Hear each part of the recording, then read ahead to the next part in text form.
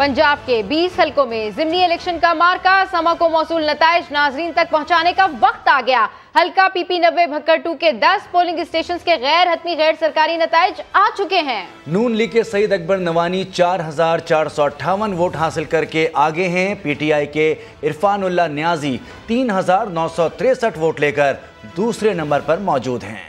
पंजाब के 20 हलकों में ज़िमनी इलेक्शन का ये मार्का है, समा को मौसूल नताइज नाज़रीन तक पहुंचाने का वक्त आ गया है। हल्का PP 90 भक्कर 2 के 10 पोलिंग स्टेशन के गैर हतमी गैर सरकारी नताइज आ चुके हैं, जिसमें नून लीग के सईद अकबर नवानी 4458 वोट हासिल करके आगे हैं, जबकि PTI के इरफानुल्लाह न्याजी 3963 वोट लेकर दूसरे नंबर पर मौजूद हैं। पंजाब के 20 हलकों में ज़िमनी इलेक्शन का मार्का, समा को मौसूल नताइज नाजरीन तक पहुंचाने का वक्त आ गया। हल्का PP 90 भक्कर 2 के 10 पोलिंग स्टेशन के गैर हतमी गैर सरकारी नताइज आ चुके हैं।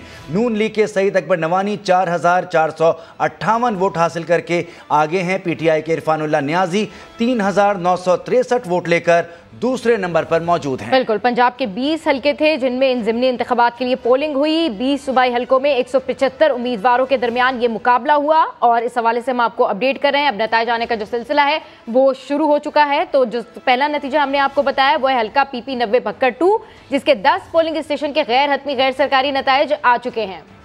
एक और यहां पर रिजल्ट शामिल करेंगे। PP 127 झंग के पोलिंग स्टेशन नंबर 1 का गैर हतमी गैर सरकारी नतीजा भी आ चुका है।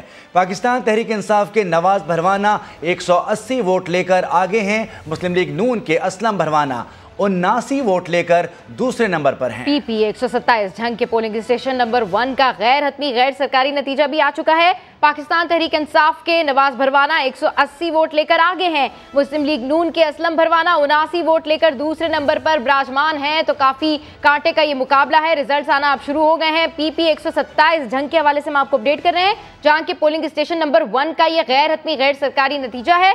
पाकिस्तान तहरीक इंसाफ के नवाज भरवाना 180 वोट लेकर आगे हैं। मुस्लिम लीग नून के असलम भरवाना 79 वोट लेकर दूसरे नंबर पर मौजूद हैं। तो ये नताइज आने का सिलसिला जारी है। PP 127 झंग के पोलिंग स्टेशन नंबर 1 का गैर हतमी गैर सरकारी नतीजा भी आ चुका है। जी हां, PP 127 झंग के पोलिंग स्टेशन नंबर 1 का गैर हतमी गैर सरकारी नतीजा। पाकिस्तान तहरीक इंसाफ के नवाज भरवाना 180 वोट लेकर आगे हैं। मुस्लिम लीग नून के असलम भरवाना 79 वोट लेकर दूसरे नंबर पर हैं। PP 127 झंग के पोलिंग स्टेशन नंबर 1 का गैर हतमी गैर सरकारी नतीजा भी आ चुका है। पाकिस्तान तहरीक इंसाफ के नवाज भरवाना 180 वोट लेकर आगे हैं, जबकि इनके मद्दे मुकाबिल मुस्लिम लीग नून के असलम भरवाना 79 वोट लेकर दूसरे नंबर पर मौजूद हैं। बिल्कुल, नताइज आने का ये सिलसिला जारी है। पंजाब के 20 हलकों में ज़िमनी इंतखाबात के लिए पोलिंग हुई। 20 सूबाई हलकों में 175 कैंडिडेट्स के दरमियान ये मुकाबला हुआ और यही कहा जा रहा है कि कांटेदार ये मुकाबला है। PP 127 झंग के पोलिंग स्टेशन के हवाले से हम आपको अपडेट करें, जहां पर पोलिंग स्टेशन नंबर 1 का गैर हतमी गैर सरकारी नतीजा भी आ चुका है। खुशाब के हल्के PP 83 के 10 पोलिंग स्टेशन के गैर हतमी गैर सरकारी नतीजे आ गए हैं। नून लीग के अमीर हैदर सिंघा 2250 वोट लेकर आगे हैं। आजाद उम्मीदवार मलिक आसिफ 1920 वोट लेकर दूसरे नंबर पर मौजूद हैं। जी हां, PTI का यहां पर तीसरा नंबर है। खुशाब के हल्के PP 83 के 10 पोलिंग स्टेशन के गैर हतमी गैर सरकारी नतीजे आ गए। नून लीग के अमीर हैदर सिंघा 2250 वोट लेकर आगे। आज़ाद उम्मीदवार मलिक आसिफ 1920 वोट लेकर दूसरे नंबर पर मौजूद हैं, जबकि पाकिस्तान तहरीक इंसाफ का यहां पर तीसरा नंबर है। खुशाब के हल्का PP 83 के 10 पोलिंग स्टेशन के गैर हतमी गैर सरकारी नताइज आ गए हैं। खुशाब के हल्के PP 83 के 10 पोलिंग स्टेशन से गैर हतमी गैर सरकारी नताइज आ गए हैं। नून लीग के अमीर हैदर सिंघा 2250 वोट लेकर आगे हैं। आज़ाद उम्मीदवार मलिक आसिफ 1920 वोट लेकर दूसरे नंबर पर मौजूद हैं और PTI का नंबर तीसरा है। तो ये नताइज आने का सिलसिला जारी है। इस हवाले से हम आपको अपडेट कर रहे हैं। समा को भी ये नताइज आना मौसूल हो गए हैं। खुशाब के हल्के PP 83 के 10 पोलिंग स्टेशन के गैर हतमी गैर सरकारी नताइज आ गए हैं। नून लीग के अमीर हैदर सिंघा 2250 वोट लेकर आगे हैं। आज़ाद उम्मीदवार मलिक आसिफ 1920 वोट लेकर दूसरे नंबर पर मौजूद हैं और PTI का यहां पर तीसरा नंबर है। तो पीटीआई की जो पोजीशन है यहाँ पर हल्का खुशाब में वो तीसरे नंबर पर है, क्योंकि आज़ाद उम्मीदवार मलिक आसिफ जो हैं वो यहाँ पर दूसरे नंबर पर मौजूद हैं। जी हाँ, खुशाब के ये 10 हल्के हैं जिसका हम आपको बता रहे हैं। पीपी 83 के 10 पोलिंग स्टेशन के गैर हतमी गैर सरकारी नताइज आ गए हैं। नून लीग के अमीर हैदर सिंघा 2250 वोट लेकर आगे, आज़ाद उम्मीदवार मलिक आसिफ 1920 वोट लेकर दूसरे नंबर मौजूद हैं, जबकि इस हल्के में पाकिस्तान तहरीक इंसाफ का तीसरा नंबर है। अब तक हमने देखा कि जहां बहुत सारे हल्कों में कांटेदार मुकाबला मुस्लिम लीग नून और पीटीआई का सामने आया, लेकिन खुशाब के इस हल्के में आज़ाद उम्मीदवार दूसरे नंबर पर हैं। यानी कि खुशाब के हल्का पीपी 83 के ये 10 पोलिंग स्टेशन हैं जिनके गैर सरकारी नतीजे आ गए हैं। नून लीग के अमीर हैदर सिंघा 2250 वोट लेकर आगे, आज़ाद उम्मीदवार मलिक आसिफ 1920 वोट लेकर दूसरे नंबर पर मौजूद हैं, जबकि इस हल्के में पीटीआई का तीसरा नंबर है। बिल्कुल, इस हवाले से नताइज आने का सिलसिला जारी है। हल्का पीपी 9072 से भी हमने आपको अपडेट किया, जहां पर नून लीग के कैंडिडेट आगे हैं। तो शेखुपुरा में क्या सूरत हाल है, जानते समा के नुमाइंदे से। जी अपडेट कीजिए शहजाद।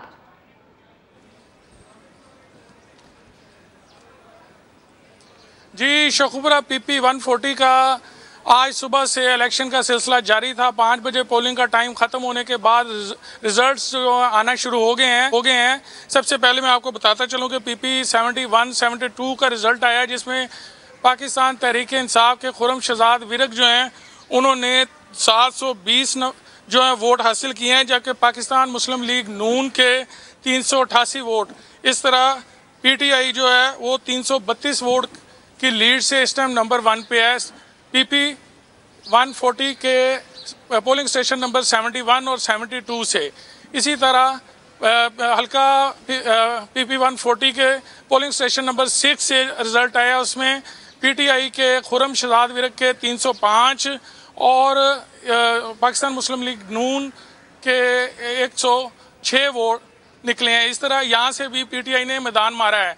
अभी रिजल्ट्स का सिलसिला आ रहा है, काउंटिंग हो रही है, क्योंकि पीपी 140 के जो टोटल 165 जो हैं वो पोलिंग स्टेशंस हैं जहां से गिनती का सिलसिला शुरू है। जैसे जैसे रिजल्ट्स आ रहे हैं कारकुनान पुरजोश हैं और नारेबाजी कर रहे हैं, चूँकि फॉर्म 45 से लेके रिजल्ट निकलना है। कंट्रोल रूम में अभी तक रिजल्ट्स आना शुरू नहीं हुए, काउंटिंग का सिलसिला जारी है। जी ठीक है, काउंटिंग का सिलसिला जारी है इस वक्त। तो पंजाब के 20 हल्कों में ज़िमनी इंतखाबात के लिए ये पोलिंग हुई है, जिसके नताइज के हवाले से हम आपको अपडेट कर रहे हैं। तो इसी हवाले से हमारी स्पेशल ट्रांसमिशन जारी है। ओवर टू यू किरण।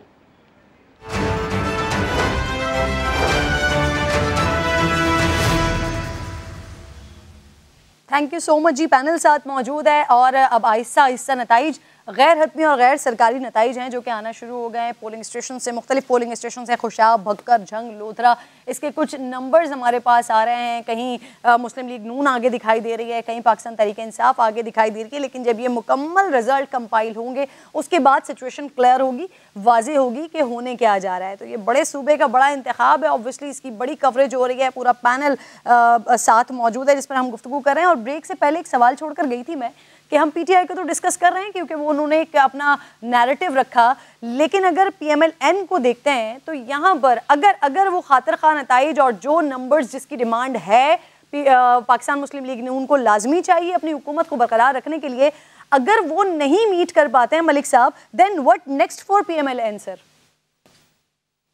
देखिए, अभी तो हमें रिजल्ट्स का इंतज़ार करना चाहिए। कांटेदार मुकाबला है, अभी जब तक रिजल्ट्स कंप्लीट ना हो जाए, मेरे ख्याल में 11 और 12 के दरमियान में हम इस पोजीशन में होंगे, रात मिडनाइट से पहले कि हम बड़ा क्लियरली देख सकेंगे कि किस पार्टी की क्या पोजीशन है। बज़ाहिर लगता है मुझे कि एक सीट से मार्जिन से हो सकता है, लेकिन नून लीग को एज हासिल हो जाएगा पंजाब असम्बली के इस इलेक्शन के नतीजे में, क्योंकि शरकपुरी के जाने से को पीटीआई की अक्सरियत नहीं हो जाती क्योंकि वो डिसीट हो जाएंगे। इसी तरह दूसरे जो उनके रुकन जिन्होंने ज्वाइन किया है फैसल, वो भी अपनी सीट छोड़ेंगे तो निशिस्त कम हो जाएगी। तो अगर पहले मरहले में कोई ना भी वज़ीर आला हुआ तो रन ऑफ में हो जाएगा।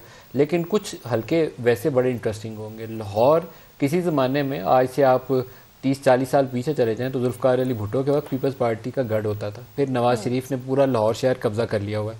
अब ये वाला इलेक्शन पीटीआई और पीएमएल-एन बाकायदा कांटेदार मुकाबले की शक्ल है, आमने सामने 1-on-1 कंपटीशन है और बड़ा तगड़ा मुकाबला है। टीएलपी उसमें डिसाइडिंग फैक्टर हो सकता है। बाज़ जगहों के ऊपर अगर 3-4 हज़ार वोट का फ़र्क पड़ता है और वो टीएलपी ने वोट तोड़ा हुआ तो वो जीत और हार में दखल कर सकता है।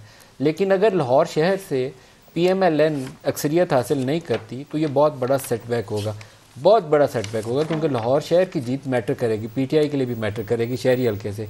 इसी तरीके से मुल्तान में शाह महमूद कुरैशी ने पूरे 20 हल्कों को छोड़ के अपने बेटे के कैंपेन के ऊपर पूरा जोर लगाया। जैन का रिजल्ट क्या आता है ये PTI के लिए भी मैटर करेगा और शाह महमूद की सियासत के लिए भी मैटर करेगा। फैसलाबाद में अदलिया में chief justice Lahore high court के बड़ी एक करीबी शख्सियत वहाँ इलेक्शन में हिस्सा ले रहे हैं। उसका नतीजा क्या आता है, क्योंकि फैसलाबाद बिलोंग्स टू PMLN, वहाँ पर गो के इनके वो जीते हुए हैं, फ़रूक खबीब जीते हुए हैं, लेकिन पूरा फैसलाबाद लार्जली कारोबारी बरादरी है और PMLN की बड़ी स्ट्रॉन्ग सपोर्ट वहाँ मौजूद है। वहाँ से वो सूबाई नशिस्त का PTI निकाल पाएगी, क्योंकि एक बड़ा स्ट्रॉन्ग लिंकेज मौजूद है जहाँ PMLN ज़्यादा शोर शराबा भी नहीं करेगी, हैंकी फैंकी तो हो ही नहीं सकती ना, वहाँ पे वो गले कट जाएंगे इस बात के ऊपर। वो शायद पंजाब के किसी हल्के में भी बड़े पैमाने पर वो जो होता है ना बक्से भर के वो पूरा का पूरा इलेक्शन ही चुरा लिया गया, वो शायद पॉसिबल ना हो। स्ट्रॉन्ग कैंडिडेट इन्फ्लुएंस करते हैं अपने अपने हलकों के अंदर, अपने पोलिंग स्टेशन जो उनकी स्ट्रॉन्ग बेसिस होती हैं, जहाँ पोलिंग एजेंट उनका तगड़ा होगा वो, जहाँ PTI का तगड़ा होगा वो अपने इलाके में वो करेगा, जहाँ PMLN का होगा वो करेगा। ये इवन आउट हो जाएगा। ये वो ऐसे हल्के नहीं है कि दूर दराज के हैं, वो डस्का के इलेक्शन की तरह आते आते वो प्रिजाइडिंग ऑफिसर ही चोरी हो जाएंगे, वो वाला मुझे सीन होता नज़र नहीं आता। तगड़ा मुकाबला होगा, क्लोज कॉन्टेस्ट होगा और शायद एक आध नशिस्त के मार्जिन से PMLN को एज हासिल हो जाए। इससे ज़्यादा भी मुझे तासुर नहीं मिल रहा, क्योंकि बाज़ हल्के ऐसे हैं जहाँ मैं खुद गया नहीं हूँ तो मैं उनके मुतालिक बहुत ज़्यादा राय देने की पोजीशन में नहीं हूँ। शेखुपुरा में खालिद का इलेक्शन बड़ा इंटरेस्टिंग है। लाहौर में अलीम खान की खाली छोड़ी हुई नशिस्त बड़ा इंटरेस्टिंग है कि क्या अलीम खान उसको रिटेन कर पाते हैं या नहीं रिटेन कर पाते। खालिद का इलेक्शन शेखुपुरा वाला बड़ा इंटरेस्टिंग है कि वो रिटेन कर सकते हैं अपनी सीट के, पिछली दफ़ा PTI से जीती थी, अब वो PMLN से जीतनी है। तो ये हल्के बड़े इंटरेस्टिंग होंगे कि इसका नतीजा किसको जाता है। लाहौर के तो सारे ही हल्के मेरे ख्याल में PMLN बड़ा क्लोज आई होगी उसकी कि लाहौर शहर किसको जाता है। लाहौर शहर जिसको जाएगा वो बड़ा सेलिब्रेट करेगा कि लाहौर हमने जीत लिया। PMLN के लिए एक बहुत बड़ा सेटबैक है किरण, PMLN के लिए बड़ा सेटबैक ये है जी, इस बात को भी साथ साथ अपनी बात में ऐड कर लीजिएगा। बड़ा सेटबैक ये है कि इस वक्त उनके जो प्राइम मिनिस्टर हैं शहबाज शरीफ एक पॉपुलर फिगर नहीं है। उनके चीफ मिनिस्टर जिन्होंने पिछला 2 माह कुर्सी अपनी संभाली, हमजा, वो पॉपुलर फिगर नहीं है। जैसे PTI बुज़दार को कहीं प्रेजेंट नहीं कर सकती किसी जलसे में, इसी तरीके से हमजा को किसी जलसे में आप प्रेजेंट नहीं कर सकते। तो इलेक्शन कैंपेन के लिए इन्हें मरियम का सहारा ढूंढना पड़ा। ये एक कमज़ोरी रही इस पूरे इलेक्शन प्रोसेस के अंदर कि कमज़ोर प्राइम मिनिस्टर जो पॉपुलर फिगर नहीं है और कमज़ोर वज़ीर आला जो एक पॉपुलर फिगर नहीं है, उसके बगैर उन्होंने कैंपेन रन की। उसके मुकाबले में इमरान खान एक साजिश का बयानिया, रजीम चेंज का बयानिया, एंटी इस्टेब्लिशमेंट बयानिया, उसके ऊपर उन्होंने कैंपेन की। उन्होंने ये नहीं बताया मैंने पंजाब में बुज़ार आपको दिया, पंजाब में मैंने कोई गवर्नर साहब को इम्प्रूव करके दी, कहीं नहीं कहा उन्होंने रजीम चेंज, उन्होंने कहा रजीम चेंज, इस्टेब्लिशमेंट। तो ये बयानिया बेसिकली उसको बेचने की उन्होंने कोशिश की है। तो मेरे ख्याल में पंजाब के लोगों का इम्तिहान है कि वो क्या करते हैं अपने वोट से। और मलिक साहब, हमारे मुल्क में मसला ये है कि 2 बयानिए बहुत ज्यादा बिकते हैं, एक अमरीकी साजिश, दूसरा मजहबी कार्ड। तो ये वाला खान साहब ने बड़ा जोरों शोर से बेचने की कोशिश की है अमरीकी बयानी वाले की। एहतशाम, अस्सलाम वालेकुम। एहतशाम, सबसे पहले तो मुझे ये कहिएगा कि वो जो मलिक साहब बात कर रहे हैं इसी को आगे बढ़ाती हूँ। परफॉर्मेंस की बुनियाद पर अगर देखा जाए तो फिर तो PTI के पल्ले कुछ नहीं है, लेकिन अगर मुहिम की बात करते हैं, उनके नैरेटिव की बात करते हैं, तो इसमें भी कोई शक नहीं है कि बहुत ज़बरदस्त तरीके से अपने नैरेटिव को बिल्ड किया है। न सिर्फ बिल्ड किया बल्कि आवाम को निकालने में बड़े हद तक कामयाब हुआ है। बड़ी ज़बरदस्त कैंपेन उन्होंने चलाई है। आपको लगता है कि PMLN रूलिंग गवर्नमेंट उसकी वजह से इस हद तक दबाव में आई कि फिर वज़रा को इस्तीफे पेश करने पड़े और उसके बाद अपनी कैंपेन्स में आना पड़ा, कैंपेन चलानी पड़ी? आप समझते हैं कि PTI दबाव बढ़ाने में, बरकरार रखने में कामयाब हुई? मेरे ख्याल में दुरुस्त है बात, क्योंकि तहरीक अदम एतमाद की कामयाबी के बाद जिस तरह से इमरान खान साहब ने वो जलसों का सिलसिला शुरू किया और उसके बाद जो मोमेंटम बिल्ड हुआ, फिर वो नैरेटिव जो उन्होंने बिल्ड किया वो बिक भी गया आवाम के अंदर। मैं तो बड़ी देर से इस हवाले से बात कर रहा हूँ कि कौमी सलामती को उसका बहुत नुकसान हुआ उस नैरेटिव का। जब हम ये कहते हैं कि ऑपरेशन रजीम चेंज पाकिस्तान में हो गया और डोनाल्ड लू ने कहा और पाकिस्तान में इमरान खान की हुकूमत का तख्ता उलट गया, तो इसका मतलब ये है कि हम अपने आप को खुद बिलिटल कर रहे हैं, अपनी बेइज्जती खुद कर रहे हैं, अपने सर में जूते खुद मार रहे हैं। हम ये कह रहे हैं कि हम एक 22 करोड़ का जो मुल्क है, जो न्यूक्लियर पावर है, जिसकी फौज बड़ी ज़बरदस्त है, जिसकी इंटेलिजेंस एजेंसीज बड़ी ज़बरदस्त हैं, वहाँ पे इतनी आसानी से ऑपरेशन रजीम चेंज होता है अमेरिका की ख्वाहिश पे। लेकिन वो बयानिया बिक गया और लोग जो हैं वो पे दर पे इमरान खान साहब के जलसों में आना शुरू हो गए। तो पाकिस्तान मुस्लिम लीग नवाज शुरू में क्योंकि बड़े फैसले करने थे, सख्त फैसले करने थे, पेट्रोल महंगा हुआ, डीजल महंगा हुआ, IMF के पास जाना था, बिजली की कीमत में इजाफा हुआ, और जैसे जैसे इमरान खान मकबूल हो रहे थे वैसे वैसे पाकिस्तान मुस्लिम लीग नवाज इन सख्त फैसलों की वजह से और इनके इत्तेहादी जो हैं वो गैर मकबूल हो रहे थे। लेकिन अभी हाल ही में जो 2 इकदाम लिए गए, एक ये 100 यूनिट वाला मैं समझता हूँ जो कि वक्ती तौर पे तो इलेक्शन कमीशन ऑफ पाकिस्तान ने उसको सस्पेंड कर दिया है, लेकिन लोगों को पता है कि वो बहाल हो जाएगा। और दूसरा, इमीडिएटली जैसे आलमी मार्केट में पेट्रोल की कीमत में कमी वाक़या हुई है तो यहाँ पे भी उन्होंने किया है। तो ये 2 चीजें जो थी, इससे मेरे ख्याल में कुछ कॉन्फिडेंस बिल्डिंग हुआ है अवाम के जहन में। बाकी मलिक साहब की जो बात है वो दुरुस्त है कि पंजाब काफ़ी हद तक और लाहौर ख़ास तौर पे पाकिस्तान मुस्लिम लीग नवाज की फील्ड रही है, उनका घर रहा है और उनका गढ़ रहा है, तो यहाँ पे वो स्ट्रांग है। तो इस वजह से फिर इस्तीफे आए और इस्तीफों के बाद मरियम नवाज ने मैं समझता हूँ बड़ी अच्छी कैंपेन की है। जहाँ इमरान खान साहब एक दिन में 2-2 जलसे कर रहे थे, तकरीरें कर रहे थे, वो बयानियाँ बेच रहे थे अपना, दूसरी तरफ मरियम नवाज आ रही थी, गो के कुछ जगहों पे जो बातें उन्होंने की उससे मुझे इख्तलाफ है। जो 100 यूनिट में कहती हैं 2-3 पंखे, 2-3 बत्तियाँ और एक फ्रिज भी चल जाता है, तो ऐसा नहीं है। 100 यूनिट में तो एक पंखा एक बत्ती मुश्किल से चलता है। तो लेकिन बहरहाल उन्होंने अपना नैरेटिव रखा। तो एक ओवरऑल कॉम्प्रिहेंसिव स्ट्रेटजी थी पाकिस्तान मुस्लिम लीग नवाज की, जिसमें मरियम नवाज को पब्लिक डीलिंग के लिए, जलसों के लिए सामने रखा गया। हमजा शहबाज जो है वो पीछे बैठे हुए थे, कुछ फैसले सामने आए। मियाँ शहबाज साहब ऊपर से जैसे ही आलमी मार्केट में पेट्रोल सस्ता हुआ उसका किया। तो लगता यह है कि उसका फायदा पाकिस्तान मुस्लिम लीग नवाज को होगा। और at the end of the day eventually this is Pakistan. जो बंदा हुकूमत में होता है ज़िमनी इलेक्शन में उसको एडवांटेज होता है, ये बात आप माने। आप देखें ना, हमजा ये शहबाज गिल गिरफ्तार हुए, ठीक है, पाकिस्तान मुस्लिम लीग नवाज का कोई कैंडिडेट गिरफ्तार हुआ है तो मुझे बताएं आप। नक्शे अमन डेफिनेटली सिर्फ PTI की तरफ से तो नहीं हुआ होगा, तो और कोई आपको, वो जमशेद साहब जो है PTI के, उनको भी पुलिस ढूंढ रही है, वो अभी पकड़े नहीं जा रहे। लेकिन जब पाकिस्तान तहरीक इंसाफ का दौर था तो इसी तरह PMLN वाले गिरफ्तार होते थे और PTI वाले नहीं होते थे। तो याद है आपको प्रेजाइडिंग ऑफिसर ही गायब हो जाते थे, धुंध की वजह से नजर नहीं आते थे। याद होगा आपको वो वाला इंतखाब भी जो PTI के दौर में हुआ था। अच्छा मंसूर, यहाँ पे एनालिसिस हो रहा है, एक ये मोमेंटम भी बन रहा है कि ये वाला जो इलेक्शन है, ज़िमनी इलेक्शन, ये आने वाले जनरल इलेक्शंस की समत को बड़ा वाज़ेह करेगा। इससे पोजीशंस पार्टीज की बड़ी क्लियर हो जाएंगी, बड़ी वाज़ेह हो जाएंगी। Do you agree with this? नहीं यार, मेरे ख्याल में हैं यहाँ पे मुस्लिम अपने एक्चुअली खिलाफ में नहीं उतरे हुए, अपनी मजबूरी के अपनी बी टीम उतारी हुई है। इसकी वजह से मुस्लिम लीग नून के मुख्तलिफ हलकों के अंदर जो डिफरेंट फैक्शंस कुछ नाराज हुए हैं, खासतौर पे फैसलाबाद मुझे रिपोर्ट्स आई हैं, मुझे खुद मुस्लिम लीग नून के जो है वो पार्टी के उन्होंने बात कही, देखें हमने इतनी कुर्बानियां दी हैं, 3.5 और अब जब इलेक्शन लड़ने की मैं दोबारा आती हूँ आपकी तरफ, आपके कनेक्शन में कुछ इशू आ रहा है, आपकी आवाज हम तक सही नहीं पहुंच पा रही है। नहीं मनीफ साहब, अब यहाँ पर जो डिस्कशन हो रही है, थैंक यू सो मच पारस कि उन्होंने मुझे ये पॉइंट दिया कि इसको भी रेज किया जाए, इस पर भी बात की जाए। एक जानिब पाकिस्तान तहरीक इंसाफ के हवाले से तो हम मुसलसल बात करें, लेकिन दूसरी जानिब जो रूलिंग गवर्नमेंट है उनको भी थोड़ा सा हथौला रखने की ज़रूरत थी। क्या समझते हैं आप? फिर एहतशाम ने भी उस तरफ इशारा किया कि गिरफ्तारियां PTI की तो हो रही हैं, लेकिन ऑब्वियसली ताली दोनों हाथों से बचती है, दोनों तरफ ही कुछ ना कुछ मामलात हो रहे होंगे, तो हुकूमत को कुछ हल्का हाथ रख लेती। ये सारी सिचुएशन अगर एक अच्छे तरीके से इलेक्शंस हो रहे थे, वो मामलात नहीं हमें दिख रहे थे जो अमूमन हमें जनरल इलेक्शंस में दिखते हैं, और अगर ऐसी कांटेदार सिचुएशन हो वहाँ पर दिखते हैं, वो नहीं दिख रहे थे, तो हुकूमत थोड़ा सा अफाम तफहीम का मुजाहरा कर लेती। देखिए, ये तो आज सिर्फ इलेक्शन डे की बात हो रही है। मेरे पास जो इतलात हैं, आज के बाद अगर 22 जुलाई को दोबारा से मुस्लिम लीग नून जो है पंजाब में हुकूमत बनाने में कामयाब हो जाती है, तो उसके बाद बड़े पैमाने पर गिरफ्तारियों का सिलसिला शुरू हो जाएगा। उसमें किस हद तक जो है वो इंतकामन गिरफ्तार किया जाएगा लोगों को, किस हद तक जो है वो मेरिट पर गिरफ्तार किया जाएगा। केसेस बिल्कुल बनाए जा चुके हैं और हर दूसरे केस के पीछे जो है वो वसीम अकरम प्लस का नाम निकल रहा है। हर 2 दिन के बाद जो है वो फराह खान के केसेस आ रहे हैं, उनकी वालदा बुशरा खान के केसेस आ रहे हैं, शेख रशीद पे एंटी करप्शन में केस हो गया, और इसके अलावा मुतअद्दिद इनके जो रहनुमा है उनके ऊपर जो है वो FIR दर्ज हो रही हैं और मुकदमात दर्ज किए जा रहे हैं। और जिस तरह रावलपिंडी रिंग रोड का, तो इन तमाम केसेस में चेयरमैन PTI समेत जो है वो गिरफ्तारियों का प्लान है।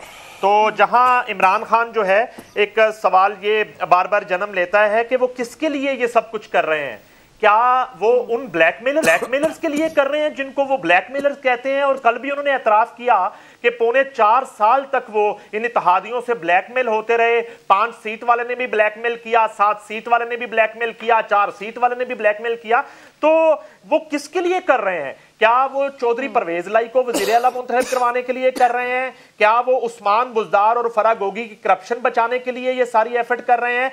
ये बिल्कुल अभी तक समझ से बालातर है। लेकिन मेरे पास ये इतला है कि इमरान खान साहब को भी ये इतला है कि उनको गिरफ्तार करने का प्लान किया जा चुका है, और बड़े पैमाने पर ये गिरफ्तारियों का सिलसिला 22 जुलाई के बाद शुरू हो जाएगा। हम तो सिर्फ आज की इक्का दुक्का गिरफ्तारियों की बात कर रहे हैं, या इक्का दुक्का जो है पुलिस की तरफ से मुबैना हरासमेंट की बात कर रहे हैं। मगर देखिए, जैसे पहले मंसूर साहब भी बात कर रहे थे कि इससे कबल जब डस्का का इंतखाब हुआ, उससे पहले जब PTI दौर में ज़िमनी इंतखाबात होते रहे, उसमें भी ये तमाम वाकयात, ये गिरफ्तारियां और हुकूमती मशीनरी के इस्तेमाल के इल्ज़ामात जो हैं वो लगते रहे। अब देखिए, यहाँ पर 2 वाकयात इस तरह के सामने आए हैं 2 रोज के अंदर। जैसे पहले मैं अर्ज कर चुका हूं, हलाल दांधली जो है PTI की तरफ से हलाल दांधली का एक सबूत सामने आया है। एक शख्स अरेस्ट हो चुका है जिसने एतराफ कर लिया है। फारूक हबीब साहब के साथ जो है उसकी तमाम तर कन्वर्सेशन सामने आ चुकी है, ऑडियो सामने आ चुकी है, मैसेजेस सामने आ चुके हैं। इसी तरह ये जो है वो शरकपुरी साहब को मुबैना तौर पर जो हलाल रिश्वत देकर उनसे इस्तीफा लिया गया है, ये वाकयात जो है दूसरी तरफ से भी सामने आ रहे हैं। अब डिपेंड करता है कि नताइज क्या होते हैं। जिस तरह नदीम मलिक साहब फरमा रहे हैं, अगर बिल्कुल नेक टू नेक बज़ाहिर तो सूरत हाल दिखाई दे रही है, 1 आध वोट का फर्क होता है, फिर तो शायद उस तरह का वावेला नहीं होता। मगर इससे ज्यादा सीटें अगर PTI हारती है तो फिर बिल्कुल ये तमाम तर जो इलेक्शन है ये मुतनाज़ा करार दे दिया जाएगा। फिर इसके बाद वही तहरीक, वही धरने और वही जो है वो सड़क की सियासत शुरू हो जाएगी।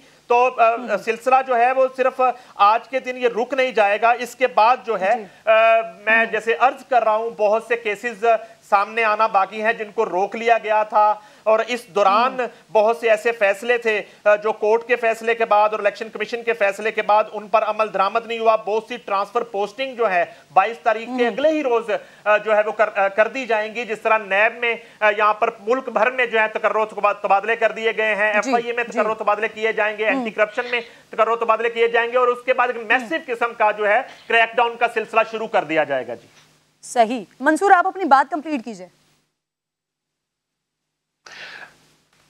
कि जी ये जो भी प्रोसेस है, अभी जो नईम अनीफ साहब कह रहे थे कि जी इलेक्शन का रिजल्ट जो है वो क्या आता है, इमरान खान साहब एक्चुअली ऑलरेडी ट्वीट कर चुके हैं। वो उन्होंने कर दिया है, 5 बज के कुछ मिनट के ऊपर उन्होंने एक ट्वीट की है जिसपे वो ऑलरेडी ये कह चुके हैं कि जी ये बड़े लार्ज स्केल के ऊपर धांधली हुई है, और मतलब वो ऑलरेडी प्लेटफॉर्म उन्होंने आज के हवाले से अपना पॉइंट ऑफ व्यू दे दिया है। मैं इसको अगर एक और पॉइंट ऑफ व्यू से देखूं, ये बिल्कुल ग्राउंड बना दिया। मेरी नजर में मैं ये समझता हूं कि आज पाकिस्तान तहरीक इंसाफ अगर सबकत ले जाती है, मेजॉरिटी सीट्स हासिल करती है या नहीं करती, दोनों सूरतों में इमरान खान साहब बयानिए के हवाले से वो उनके लिए विन विन सिचुएशन है। और मैं आपको बताता हूं किस तरह।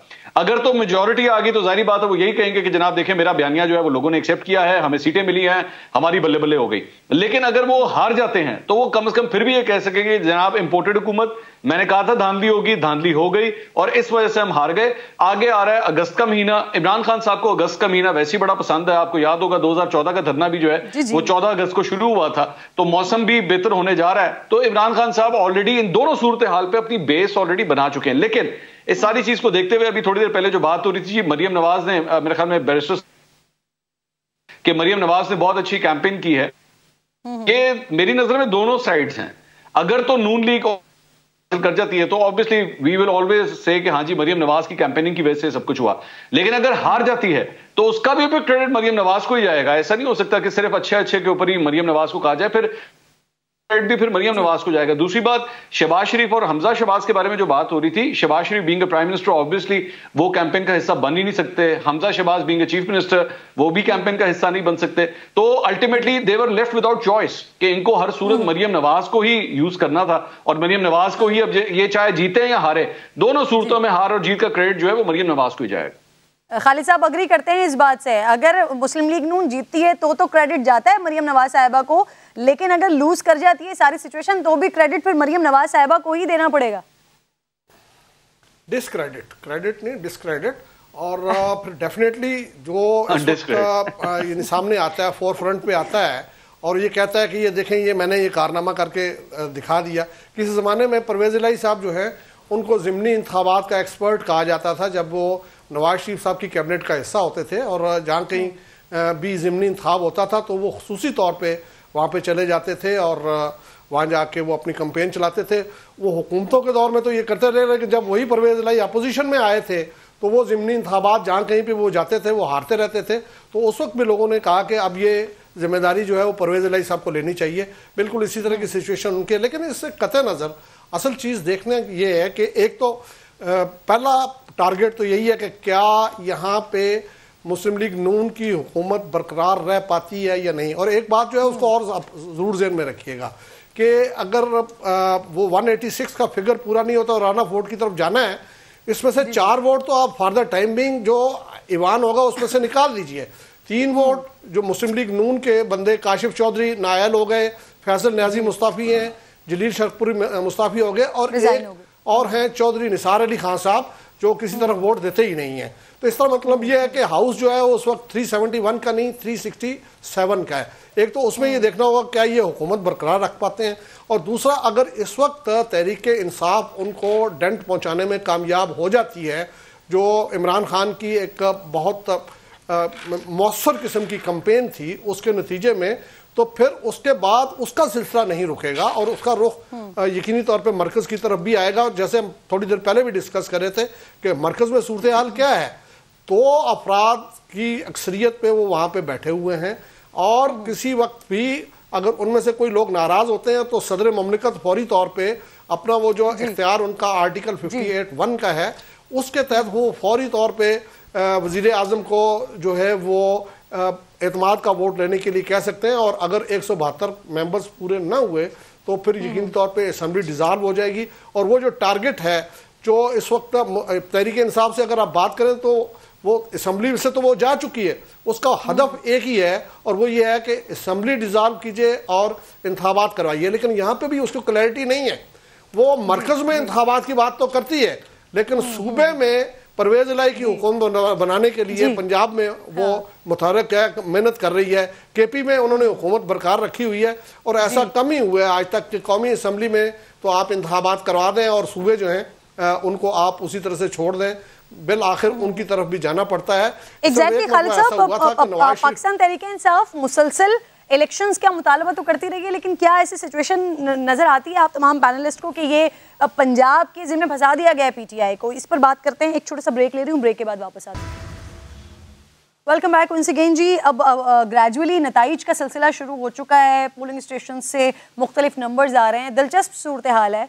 अगर मैं ट्विटर देखती हूँ तो एक तरफ मुझे खान साहब का ट्वीट दिखाई देता है जहाँ पर उन्होंने अपना एक बयानिया बनाना शुरू कर दिया है, लेकिन दूसरी तरफ उन्हीं के सपोर्टर्स को देखती हूँ जो जितने भी पीटीआई के नुमाइंदगान हैं उन तमाम के लिए वो बहुत ज़्यादा ये बात कर रहे हैं कि जी वो इतनी लीड से आगे हैं, इतने नंबर से आगे हैं। पारस, ये जो मुकाबला है, और अगर हम पिछला भी याद करते हैं तो ये 20 की 20 सीटें पीटीआई की नहीं थी, इसमें बहुत बड़ी तादाद आज़ाद उम्मीदवारों की थी। इस वक्त जो नेक टू नेक ये मुकाबला हो रहा है, बड़ा कड़ा मुकाबला मुस्लिम लीग नून और पाकिस्तान तहरीक इंसाफ का है, लेकिन आप समझती हैं कि इस ज़िमनी इलेक्शन में भी आज़ाद उम्मीदवार कोई बड़ा सरप्राइज़ दे सकते हैं? अच्छा, मैं इस पे आती हूँ, आपके सवाल पे सिर्फ एक बात कर दूं, चूंकि अभी हमारे प्रोग्राम अभी जिस ट्रांसमिशन के अंदर जो खबर दी गई कि 22 तारीख के बाद से कुछ गिरफ्तारियां बड़े ज़ोरों के ऊपर होंगी, पाकिस्तान तहरीक इंसाफ के हवाले से कुछ केसेस ऐसे सामने आ रहे हैं, तो ये कोई एक अच्छी बात नहीं है और फिर एक कोई अच्छा मेयार सेट नहीं किया जाएगा, चूंकि ऐसा हम पाकिस्तान तहरीक इंसाफ के दौरे हुकूमत में सुनते थे ना, जो नून लीग शिकायत कर रही होती थी। तो अगर अब नून लीग के दौर में भी हम यही सुनेंगे कि वही सिलसिला जारी है, तो फिर ये कोई मुनासिब शायद बात नहीं होगी, फिर कोई फर्क नहीं रह जाएगा किसी में, और फिर लगेगा यही कि हुकूमत में आया सिर्फ इसीलिए जाता है ताकि जो पहले हुकूमत रही है या जो उस वक्त की ऑपोजिशन है उससे इंतकाम लिया जा सके।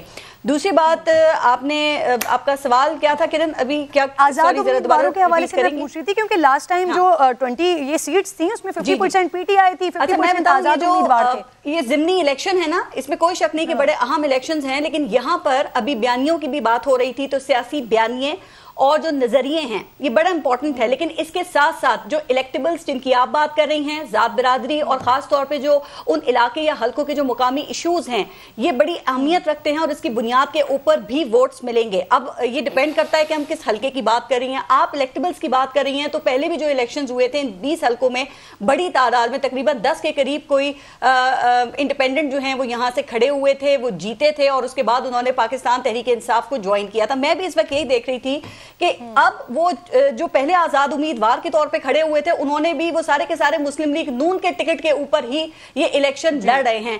तो शायद ये भी एक इसमें पॉइंट हो कि उनको भी अपनी कामयाबी का यकीन ना हो कि अगर हम इंडिपेंडेंट के तौर पे खड़े होंगे तो शायद उस तरीके से हमें वोट ना मिल सके। लिहाजा उनके लिए भी उन्होंने अपने लिए यही बेहतर समझा कि अगर कोई पार्टी टिकट मिल जाता है और जैसे कि नून लीग के टिकट पे लड़ रहे हैं, तो शायद जीतने में उनके लिए बहुत आसानी हो जाएगी। ये एक इसमें पॉइंट है कि इसमें हम इंडिविजुअल्स को नहीं देख रहे हैं, जबकि 2018 के अंदर वो खड़े हुए और पाकिस्तान तहरीक इंसाफ में शामिल हुए थे, और अब ज्यादातर चूंकि नून लीग के साथ खड़े हुए हैं तो उम्मीद यही है कि नून लीग के टिकट के ऊपर ही वो जीतेंगे। लेकिन मुझे लगता है कि कल को ये इंडिविजुअल्स अगर किसी और पार्टी के टिकट के ऊपर भी खड़े होते हैं ना, तो यकीनन ये वहां भी कामयाबी हासिल कर लेंगे, क्योंकि उनका अपना एक वोट बैंक होता है। बिल्कुल आप दुरुस्त बात कर रही हैं। वो उन्होंने देखना होता है कि जाहिर है उन्हें वो कहां से मिलेंगे, क्योंकि अपने इलाके में और अपना जो हल्का है वहां पे उन्होंने सरवाइव करना होता है। बिल्कुल आप दुरुस्त बात करेंगे। अब मैं आती हूँ आप लोगों की तरफ दोबारा, और ये क्वेश्चन भी यहाँ पर रेस करेंगे कि ये जो सारी कैंपेन हो रही है, मलिक साहब आगाज में ये बात कर चुके हैं कि ये सारी जो पीटीआई ने कैंपेन की है वो बेसिकली पीटीआई के लिए नहीं है, वो परवेज इलाही साहब के लिए है, क्योंकि वोटर सपोर्टर को तो ये मालूम होगा ना कि यहाँ पर अगर वजीर आला आता है पीटीआई का तो वो परवेज इलाही साहब आएंगे, तो वोटर सपोर्टर क्यों वोट देगा परवेज इलाही के लिए यानी खाफ लीग के लिए? इस पर डिस्कशन करते हैं, लेकिन उससे पहले क्योंकि गैर हतमी और गैर सरकारी नताइज भी हमारे पास आ रहे हैं, PP 170 के हवाले से कुछ नताइज आ रहे हैं। ज़हीर अब्बास खोकर पाकिस्तान तहरीक इंसाफ से और अमीन जुल्फ़िकार पाकिस्तान मुस्लिम लीग नून से यहाँ पर मुकाबला कर रहे थे। दानियाल उमर है मेरे साथ मौजूद। दानियाल, बताइएगा कितने पोलिंग स्टेशन के नताइज आ गए हैं आपके पास, कौन यहाँ पर आगे कौन पीछे?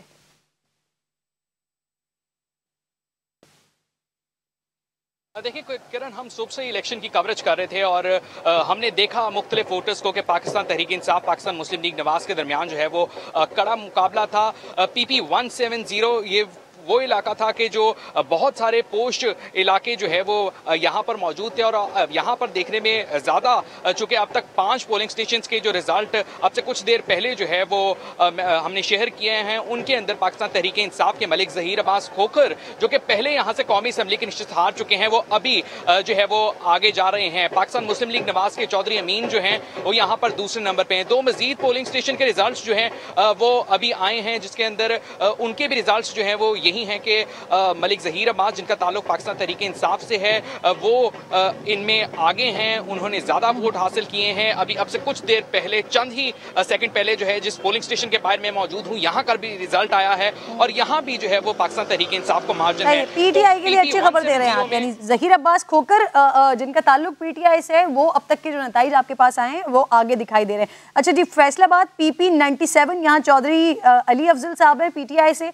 और साथ साथ हाजी मोहम्मद अजमल चीमा है जो कि पाकिस्तान मुस्लिम लीग नून से मुकाबला कर रहे हैं। यहाँ पर क्या डिटेल्स हैं और यहाँ पर कौन आगे कौन पीछे? यूसुफ चीमा बताइए।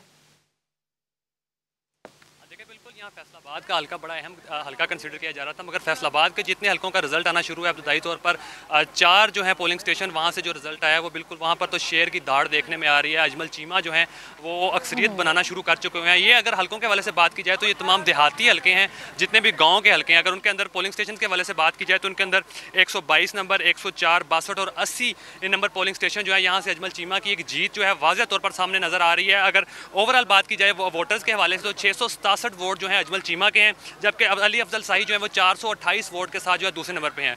अगर ये ओवरऑल बात की जाए तैयारियों के हवाले से, बाकी मेन हलकों के हवाले से, तो अभी जैसे जैसे रिजल्ट जो है वो शहर की जानब जाएगा वैसे वैसे रिजल्ट का जो है मजीद क्लियर होता चला जाएगा, क्योंकि मेन जो इस चीज़ की हब है वो जुमरा है। जुमरा के साथ साथ नलियाँ वाला और जो बड़े गाँव हैं वहाँ पर जैसे जैसे नताइज सामने आएंगे तो फिर रिजल्ट जो है मजीद क्लियर होता जाएगा। अभी इब्तदाई तौर पर जो रिजल्ट सामने आया इसके अंदर मुस्लिम लीग नून जो है वो वाज़ेह अक्सरियत के साथ जो है बढ़ती दिखाई दे रही है। यहाँ पर good news for Muslim League Noon, आप कह रहे हैं हाजी मोहम्मद अजमल चीमा वो अभी तक जो 4 पोलिंग स्टेशन का नतीजा है उसमें आपको आगे दिखाई दे रहे हैं, और ये गैर हतमी और गैर सरकारी नतीजा है। ऑब्वियसली तमाम पोलिंग स्टेशन के नतीजे जब कंपाइल होंगे तो उसके बाद सिचुएशन क्लियर होगी कि कौन आगे कौन पीछे। मलिक साहब, मैं सर सवाल ये कर रही थी कि पाकिस्तान तहरीक इंसाफ का जो वोटर या सपोर्टर है वो मुस्लिम लीग काफ के लिए वोट क्यों देगा सर? कि सिचुएशन क्लियर है कि अगर पाकिस्तान तहरीक इंसाफ की हुकूमत आ जाती है पंजाब में तो परवेज इलाही साहब वजीर आला होंगे।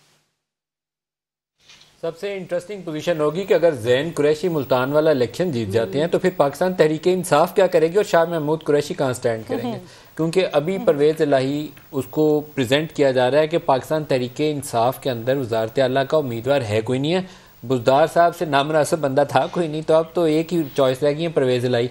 तो लेकिन अगर जैन कुरैशी इलेक्शन जीत जाते हैं तो फिर क्या होगा? क्या जैन कुरैशी के लिए शाह महमूद कुरैशी कोशिश नहीं करेंगे कि उनको वज़ीर आला के लिए नामजद किया जाए? ये बड़ी इंटरेस्टिंग पोजीशन है। मैं तो अभी देखना चाहता हूँ जैन कुरैशी बैठे हुए थे ना, आपने उनसे ये सवाल पूछा था तो सर बताइए आपको क्या लगा? डक कर गए थे। लेकिन ये सबसे इंटरेस्टिंग इलेक्शन होगा क्योंकि अभी तक के जो नताइज आए हैं 22 हल्कों के उसमें जैन को भी एज है, लेकिन it is too early to say. देखिए शाह महमूद कुरैशी ने सबसे पहले धांधली के इल्जामात लगाना शुरू किए और यहां से वो दैट शोज के he is under pressure. That ख्याल है कि अब ये स्टेज नहीं है, अब तो जो भी रिजल्ट्स आएंगे वो सिर्फ परवेज इलाही के लिए हैं और अब तो कैंडिडेट परवेज इलाही सवाल बड़ा वैलिड है जो पाकिस्तान तहरीक इंसाफ के सपोर्टर्स हैं, क्या वो इस बात को मानेंगे?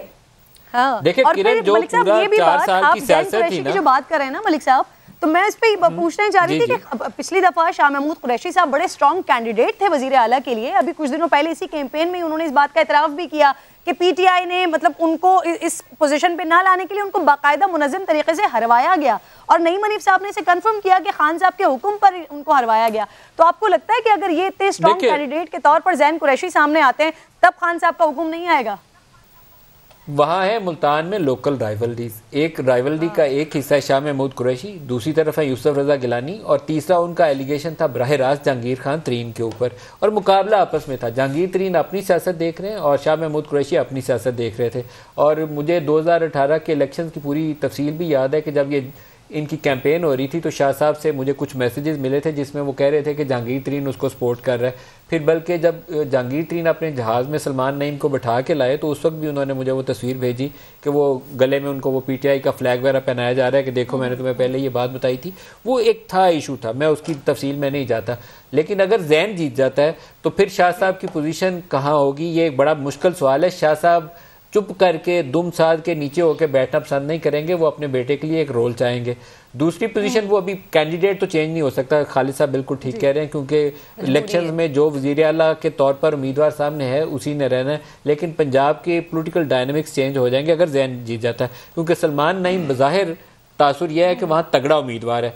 वो अभी 22 हल्कों का पोलिंग स्टेशन का है, अभी जैसे जैसे आगे बढ़ेगा तो पता चलेगा। सलमान के मतलब रिप्यूट यह है कि बड़े फराख दिली से पैसा खर्चता है अपने इलाके के अंदर और अब PMLN अगर उसको सपोर्ट करती है, लास्ट टाइम वो इंडिपेंडेंट जीता था, PMLN को भी हराया, शाह महमूद कुरैशी को भी हराया। अब अगर PMLN उसको सपोर्ट करती है तो कहा यह जा रहा था, तासुर यही था कि उसकी पोजीशन स्ट्रांग है। थोड़ा सा आगे चलेगा तो पता चलेगा, क्योंकि अभी जो इब्तदाई नताइज हैं उसमें अपने जो करीब तरीन उनका अपना मोहल्ला है उस वाले पोलिंग स्टेशन से वो हार गए, इसलिए बड़ा इंटरेस्टिंग इलेक्शन वहाँ पे भी चल रहा है। पीटीआई की पोजीशन पंजाब में इस वक्त ये नहीं है कि परवेज इलाही कौन है या बाकी क्या है। पीटीआई ने एक नारा बेचा है और उस नारे के ऊपर पूरी उन्होंने कैंपेन की और वो नारा ये है कि इस्टेब्लिशमेंट की मदद से इमरान खान की हुकूमत गिराई गई और अमरीकी एजेंडे की बिना पर हुई। यहाँ मीर जाफर और मीर सादक थे, तो पाकिस्तान को बचाना है तो बल्ले पे मोर लगाना है और ये जहाद है, कब्र में जाके क्या अल्लाह को जवाब दोगे। ये पूरी उनकी इलेक्शन कैंपेन ये पोस्टर्स के ऊपर उन्होंने ये चीज़ें छापी हुई हैं। तो वहाँ अकल पे पर्दा पड़ जाता है। जब ये ऐसी स्टेज आ जाए ना तो फिर बंदा सोचने समझने की सलाहियत से आगे गुजर जाता है। फिर ये होता है कि बस ये जहाद है, अल्लाह की राह में जहाद करो और मोर लगाओ बल्ले के ऊपर, जन्नती हो जाओ। शरकपुरी साहब भी यही सोच के जन्नती हुए हैं। तो हमें मेरे ख्याल में थोड़ा इंतजार करना चाहिए कि ये नताइज हैं क्या। अभी वजारत आला अगर PMLN के हाथ से निकल जाती है तो पूरा पॉलिटिकल सीन कुछ और होगा। अगर वो वजारत आला रिटेन कर लेते हैं तो शायद इन्हें 60 रोज 90 रोज की एक स्पेस मिल जाएगी। अभी इफ्स एंड बट्स में बहुत कुछ है क्योंकि मुकाबला बड़ा तगड़ा था, वन साइडेड मैच है नहीं है। जी अभी उसकी सिचुएशन को जुलाई को जो वजारत आला पंजाब का जो इलेक्शन है ना, उसके बाद भी बात वहां पे खत्म नहीं होती है, क्योंकि जोड़ तोड़ का सिलसिला भी उसके बाद जारी रहेगा। जैसे कि आपने देखा कि 3 पाकिस्तान मुस्लिम लीग नून की जो विकेट्स कह लें या लोग हैं, जाहिर है वो उनसे महरूम हो गए हैं। पहले इनको 9 की जरूरत थी सिंपल मेजोरिटी के लिए, अब इनको 13 की जरूरत है। ये जो परवेज इलाही साहब की नदीम मलिक साहब बात कर रहे थे ना, अगर पाकिस्तान तहरीक इंसाफ के 20 में से 20 नशिस्तें जीत भी जाती है ना, तो भी उनको काफ लीग की जरूरत जरूर पड़ेगी, क्योंकि पंजाब असेंबली में काफ लीग की 10 सीटें हैं, तो जाहिर है उनके लिए मुमकिन नहीं होगा। तो मुझे नहीं लगता कि परवेज वज़ारत आला का कैंडिडेट चेंज करना उनके लिए मुमकिन नहीं होगा। वो कुछ और ऑप्शंस देखेंगी पीटीआई। सबसे मजे की सूरत हाल ये होनी है कि इमरान खान इन इलेक्शंस के ऊपर रद्दमल क्या देते हैं। अगर 10 में से वो 9 जीते हैं या 10 जीते हैं तो बाकी 10 में तो धांधली हुई होगी, उसके ऊपर क्या होगा ये अपने ट्वीट के जरिए वो एक माह से लगा रहे हैं इल्जाम, वो एक माह से कह रहे हैं कि धांधली हो रही है। इसलिए मैं कह रही हूँ कि इलेक्शन कमीशन के लिए भी ये जो ज़िमनी इंतखाब है ये एक बहुत बड़ा इम्तिहान है, क्योंकि खान साहब ने कभी वो कहते हैं चीफ इलेक्शन कमिश्नर जानिबदार है, कभी कहते हैं मरियम नवाज और हमजा शहबाज से उनकी खुफिया मुलाकातें हो रही हैं, कभी कहते हैं कि नून लीग एम्पायर को साथ मिलाकर खेल रही है। तो ये इलेक्शन कमीशन के लिए भी बड़ा इम्तिहान। अभी मलिक साहब ने अभी बड़ी इंपॉर्टेंट बात की शेख शाह महमूद कुरैशी साहब के हवाले से कि वो अगर कुछ सिलसिला दूसरा हो जाता है, सिचुएशन चेंज होती है, जैन कुरैशी जीत जाते हैं, तो ऐसा नहीं होगा कि शाह साहब खामोशी से बैठे रहें फिर। तो एहतशाम, आपको लगता है कि ये जो आज शाह महमूद कुरैशी साहब ने एक्स एंड वाई पर जो उन्होंने बयान दिया है, एक तरीके से क्लियरली अगर आप कह लें तो वो दस्तबरदारी का ये ऐलान करें, कह रहे हैं दरोग गोई से काम नहीं लेंगे, जो देखते हैं वो कहते हैं, तो आपको लगता है कि ये उन्होंने अब लोगों के लिए नहीं, ये पीटीआई को कोई इन्होंने इंदिया देने की कोशिश की है? बिल्कुल दुरुस्त है, उन्होंने अपने आप को उससे साइडलाइन किया है। जो इमरान खान साहब नैरेटिव बिल्ड कर रहे हैं जलसों में मिस्टर एक्स मिस्टर वाई के नाम लेकर, और वो कहते हैं कि जी एम्पायर साथ मिला हुआ है, और उसके बाद फिर वो मोटिवेट करते हैं अपने वर्कर को, अपनी टाइगर फोर्स को, कि जी एम्पायर की शमूलियत के बावजूद आप लोगों ने पहरा देना है और इलेक्शन को चोरी नहीं होने देना। लेकिन शाह महमूद कुरैशी साहब ने वाज़ेह तौर पे उससे जो है साइडलाइन हुए। आज जो उनका स्टेटमेंट है वो बड़ा अहम है।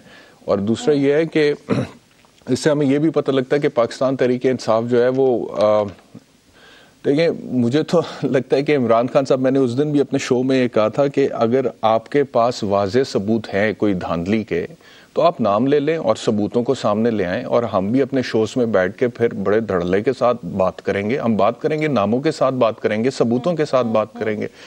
लेकिन अगर आप नाम लेने तक के रवादार नहीं चीजों को ढूंढने में वेस्ट नहीं करेंगे ना, हम एग्जैक्टली टू द पॉइंट बात करेंगे। बिल्कुल सही कह रहे हैं जी। अगर आप इतनी मसलहत पसंदी से काम ले रहे हैं, अगर आप में हिम्मत ही नहीं है नाम लेने की, उसकी 2 वजूहात हो सकती हैं। एक तो ये कि आप डरते हैं, दूसरी ये वजह हो सकती है कि आपके पास सबूत नहीं है।